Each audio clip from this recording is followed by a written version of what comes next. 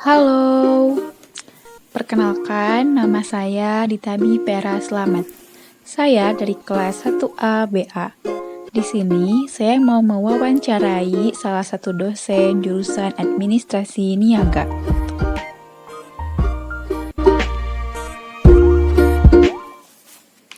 Ya, kita Ya, silakan langsung rekam biar ini yo biar Pak, segera sudah direkam. ya, ya. Assalamualaikum warahmatullahi wabarakatuh. Waalaikumsalam warahmatullahi wabarakatuh. Selamat sore, apa kabar hari ini Pak? Alhamdulillah baik. Dita, apa kabar? Baik Pak, Dita ini kelas berapa ini? kelas 1A D4 administrasi bisnis Pak. Oh, kelas 1A. Iya, Administrasi bisnis. Terus mata kuliahnya performance Bu Ivan. iya benar Pak. Oke, mangga apa yang bisa dibantu silakan. Sebelumnya Pak, mohon maaf mengganggu waktu Bapak. Pertama-tama, perkenalkan, nama saya Ditabi Pera Slamet. Saya dari kelas 1A, Prodi D4 Administrasi Bisnis. Saya mendapat tugas dari mata kuliah Performing untuk mewawancara salah satu dosen di jurusan Administrasi Niaga. Apa boleh saya mulai Pak wawancaranya? Mangga, jangan sulit-sulit aja. Silakan. Ya Pak. Pertama, kalau boleh tahu nama lengkap Bapak siapa? Nama saya Yayan Firmansyah. Kalau Gelar juga. boleh Pak. Oke, Yayan Firmansyah, SE, MSI, CT, Hmm, CHRM gitu. Kalau Ya, kalau boleh tahu alamat rumah Bapak di mana? alamat rumah di Komplek PU Bina Marga nomor 25C Jalan Raya Turangga Raya, RT 4 RW 9 ya, kecamatannya Kelurahan Lingkar Selatan, Kecamatan Lengkong, Kota Bandung. Iya Pak. Lengkap. Kode posnya lupa ya. Terus yang ketiga Pak, kalau menjadi dosen itu harus menempuh pendidikan yang panjang. Kalau boleh tahu gimana perjalanan Bapak untuk menempuh pendidikan tersebut? Nah, itu keduanya adalah pegawai negeri guru. Nah, karena itu Bapak dulu jadi adik-adik Bapak itu bedanya ada yang setahun, ada yang 2 tahun. Jadi kita itu 3 bersaudara, 4 tahun itu 3-an. Jadi harus kuliah berbarengan. Karena itu syarat kuliah, dulu kan guru itu Umar Bakri banget. Syarat kuliah harus negeri, jadinya kita harus sekolah di negeri, gitu ya. Terus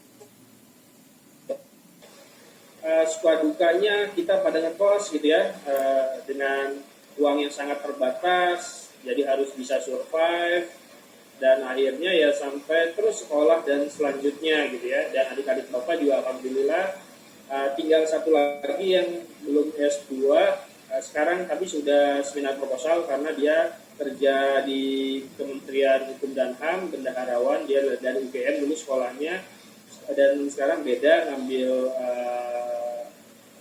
bidangnya. Karena itu tinggal dia yang belum S2, yang lainnya adik Bapak yang bungsu juga sudah selesai semua S2 gitu. Jadi proses jadi dosen, kenapa dulu Bapak bukan dosen, Bapak dulu kerja biasa di beberapa perusahaan, pernah Bapak di perusahaan anak perusahaan Astra, Bapak pernah juga bekerja di perusahaan riset, dan beberapa perusahaan kecil waktu itu juga pernah. Kenapa Bapak jadi dosen? Karena orang tua Bapak guru, mungkin jadi bakat. Bapak suka ngomong, kalau nggak ngomong Bapak malah pusing, gitu ya. Jadi mungkin bakat. Jadi karena itu Bapak terdorong dari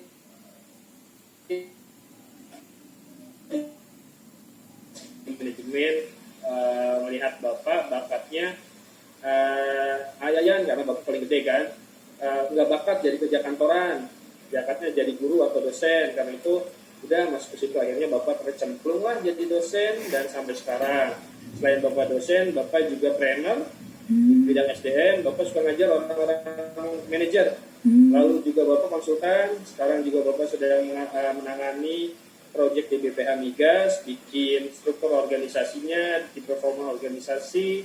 Nah itu juga Bapak, di bidang Bapak ya, bidang SDM. Selain itu Bapak juga punya usaha, punya kos-kosan, alhamdulillah dari uang ini sendiri. Lalu juga konveksi, tapi konveksi sekarang agak kurang berjalan. Nah gitu. Jadi proses perjalanannya kalau diceritakan ya sangat panjang ya, menempuh pendidikan, akhirnya sampai menjadi dosen adalah panggilan hati nurani. Jadi panggilan hati nurani ya, jadi kesana. Lalu pertanyaan keempat, Pak, alasan Bapak memilih untuk mengajar mata kuliah pengetikan apa, Pak? Wah, bagus pertanyaannya. Kakak, kok tahu Bapak ngetik, belajar ngetik? Ada Pak di... yang manajemen aset ya? Iya, Pak. Bagus sekali pertanyaannya. Bapak baru kali ini ada yang nanya gini ya.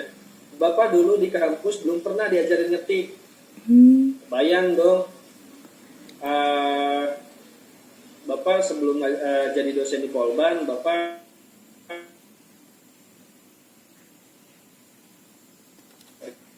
Mohon maaf, Pak, putus-putus.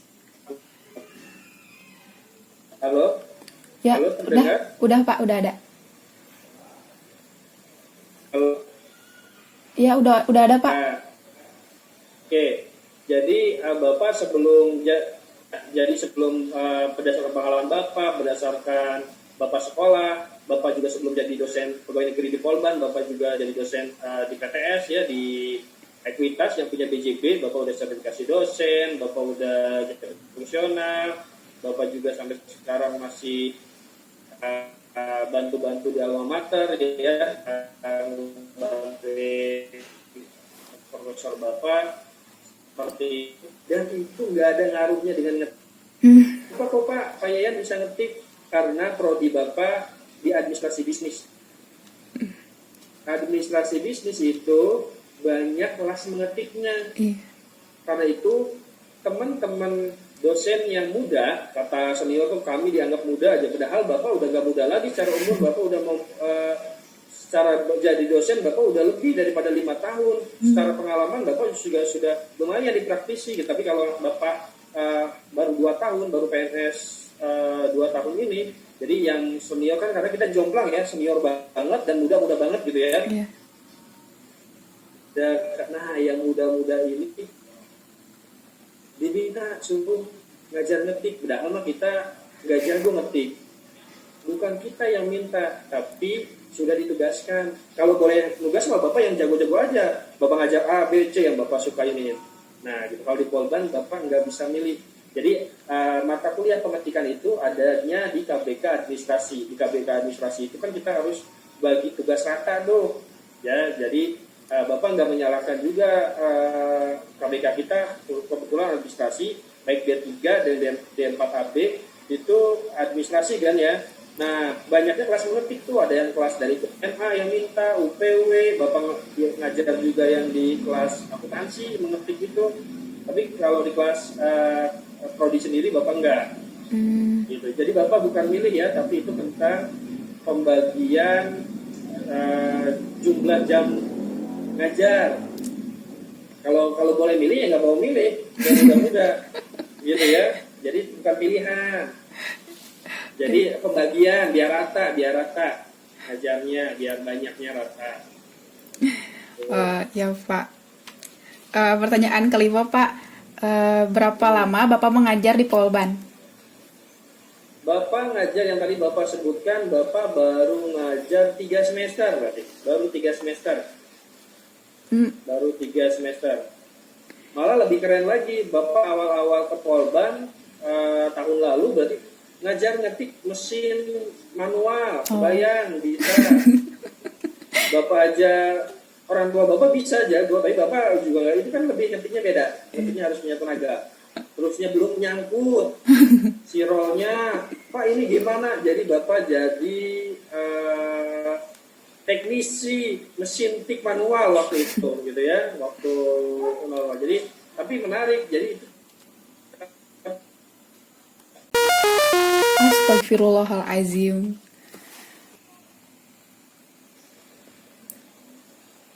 Halo, terdengar? Halo? Iya, terdengar, Pak. Iya, tadi sampai mana Bapak lupa ya? Sampai yang yang jadi teknisi, Pak. Halo, Pak. Putus-putus, Pak. Maaf, Pak. Kita? Aduh, Oke. udah, Pak. Udah. Putus-putus? Udah bisa, Oke. Pak. Ya jadi, tapi karena adik-adik di Polban itu bisa mengetik dengan 10 jari, itu apalagi kita yang administrasi, itu banyak alumni kita dipuji karena bisa mengetik 10 jari. Di lapangan, di tempat kerja sana, itu masih sangat terpakai.